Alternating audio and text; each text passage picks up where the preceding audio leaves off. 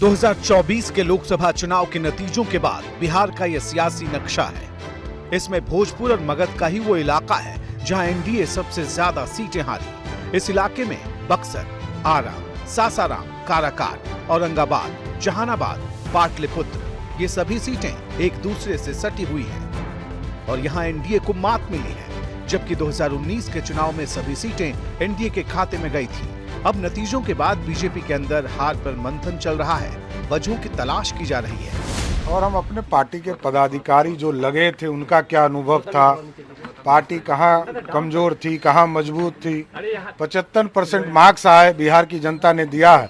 हम चाहते हैं कि 90% मार्क्स मिले और आगे के चुनाव में, विधानसभा के चुनाव में हम 90% मार्क्स लाएं, इसकी कल्पना के साथ आगे। सम्राट चौधरी का ये बयान बुधवार को पार्टी की समीक्षा बैठक से पहले का है। बैठक में क्या हुआ, इसकी खबर आज अखबारों में छपी, जिसको लेकर विवाद शुरू हो गया है। राष्ट्रीय लोक मोर्चा के अध्यक्ष उपेंद्र कुशवाहा ने अखबार में छपी खबर के साथ सोशल मीडिया पर पोस्ट किया है। खबर छपी है कि विस्तारकों ने कहा कि बीजेपी को जेडीयू का वोट ट्रांसफर नहीं हुआ।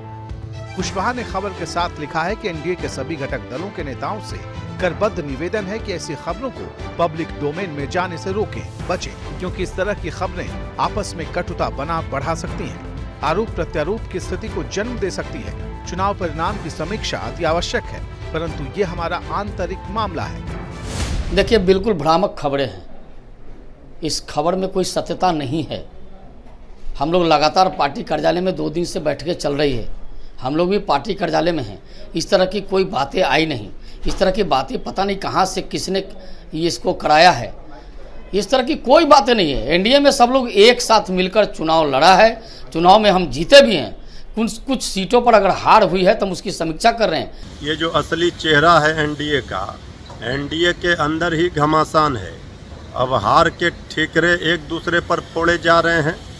आदरणीय उपेंद्र कुशवाहा जी को किसने हराया है वो खुद ही कह रहे हैं, तो भीतरघात हुआ है। तो अब एनडीए के अंदर सिर्फ फुटबॉल शुरू हो रहा है। बीजेपी चुनाव में बक्सर की सीट भी हार गई। बक्सर से बीजेपी के मिथिलेश तिवारी उम्मीदवार थे। 4 लाख से ज्यादा वोट मिले, लेकिन 30,000 से मात मिल गई। बक्सर में भी भीतरघात और छल की बातें सामने आ रही हैं। आज पत्रकारों ने मिथिलेश तिवारी से सवाल किया, तो जवाब सुनिए। जो भी हुई है वो आपको कुछ दिनों में सामने आएगी। फिलहाल उसको आकलन किया जा रहा है, पूरी तरह उसको गंभीरता से समझ करके और पार्टी फोरम पर पहले रखा जाएगा और पार्टी से उन सभी गलतियों को सुधार करने का आग्रह। कई के माथे पर मंथरा बैठी न होती तो राम का वनवास नहीं हुआ रहता, लेकिन राम का वनवास हुआ रावण के वध के लिए। तो मैं भी ये मानता हूँ कि यदि बक्सर में भी अगर 5 साल का वनवास हुआ है तो किसी न किसी रावण का वध होगा। मिथिलेश तिवारी गोपालगंज के रहने वाले हैं। पार्टी ने इन्हें ब्राह्मण बहुल बक्सर से उम्मीदवार बनाया था। यहाँ आरजेडी के सुधाकर सिंह चुनाव जीते हैं।